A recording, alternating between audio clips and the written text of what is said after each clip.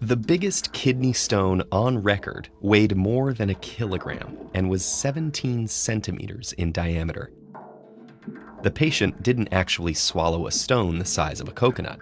Kidney stones form inside the body, but unfortunately, they're extremely painful to get out. A kidney stone is a hard mass of crystals that can form in the kidneys, ureters, bladder, or urethra.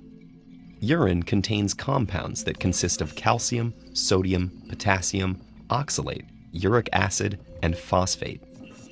If the levels of these particles get too high, or if urine becomes too acidic or basic, the particles can clump together and crystallize.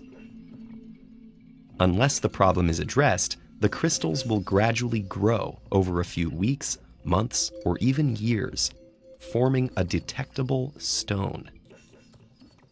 Calcium oxalate is the most common type of crystal to form this way and accounts for about 80% of kidney stones. Less common kidney stones are made of calcium phosphate or uric acid. A slightly different type of stone, made of the minerals magnesium ammonium phosphate or struvite, can be caused by bacterial infection. And even rarer stones can result from genetic disorders or certain medications. A kidney stone can go undetected until it starts to move. When a stone travels through the kidney and into the ureter, its sharp edges scratch the walls of the urinary tract. Nerve endings embedded in this tissue transmit excruciating pain signals through the nervous system, and the scratches can send blood flowing into the urine. This can be accompanied by symptoms of nausea, vomiting, and a burning sensation while urinating.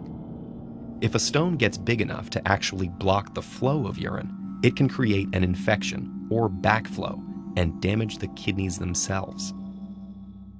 But most kidney stones don't become this serious or even require invasive treatment.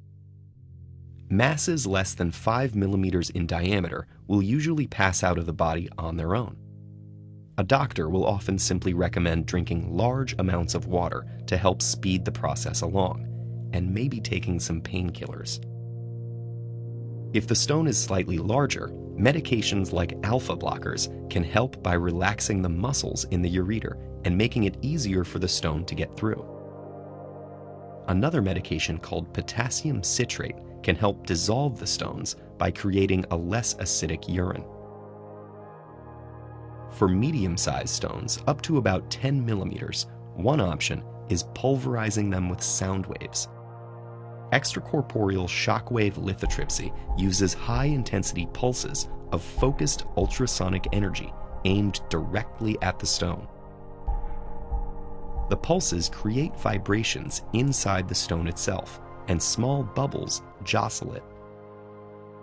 These combined forces crush the stone into smaller pieces that can pass out of the body more easily. But zapping a stone with sound doesn't work as well if it's simply too big.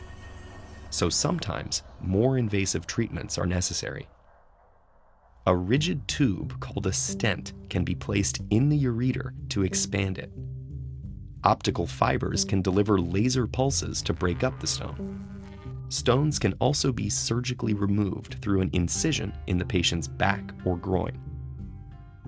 What about just avoiding kidney stones in the first place?